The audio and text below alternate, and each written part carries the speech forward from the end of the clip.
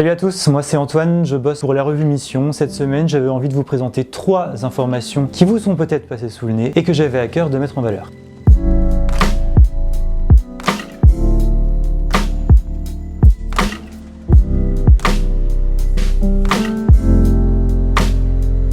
Jéricho, plus de 2000 ans après Jésus-Christ, on a retrouvé une église. Oh God, please, no! No! C'est en effet ce que l'État d'Israël vient d'annoncer au début de l'année.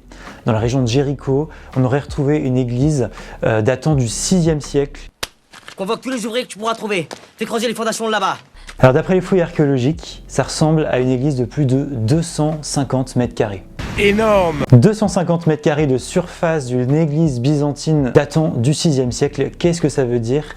Ça veut quand même dire que la présence des chrétiens jusqu'au 6e siècle, en tout cas, était quand même très importante. Et ça veut surtout dire que 250 mètres carrés, ça ressemble quand même à l'une des plus grandes églises byzantines jamais trouvées dans cette région. Alors beaucoup de choses ont été retrouvées dans ces fouilles, notamment les prénoms de plusieurs donateurs. On a retrouvé un certain Georgius et un certain Nonus.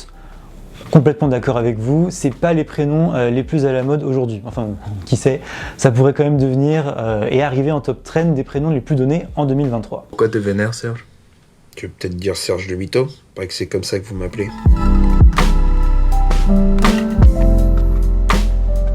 Et c'est une nouvelle assez émouvante qui nous provient des OPM, les œuvres pontificales missionnaires, via leur agence de presse Fides.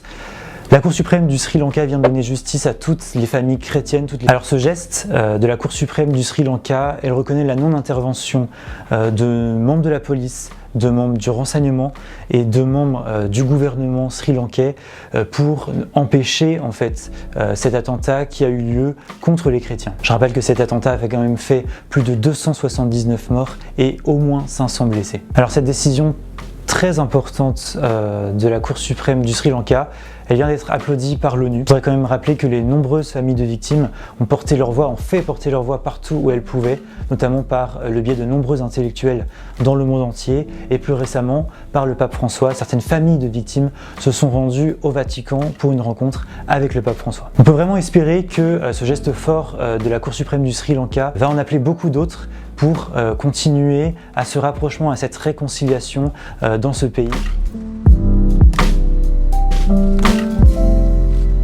Et la dernière info de la semaine, c'est TikTok qui nous l'apporte sur un plateau. Qui l'eût cru? Le chant Comment ne pas te louer arrive en top trend. Moi, j'aurais pas parié, mais un copec sur cette situation. Et pourtant, c'est chose faite. D'après le site internet de BFM TV, le hashtag chrétien a été porté plus de 9 milliards de fois sur le réseau social depuis le début de cette nouvelle trend. On se quitte là-dessus et on regarde à quoi ça ressemble.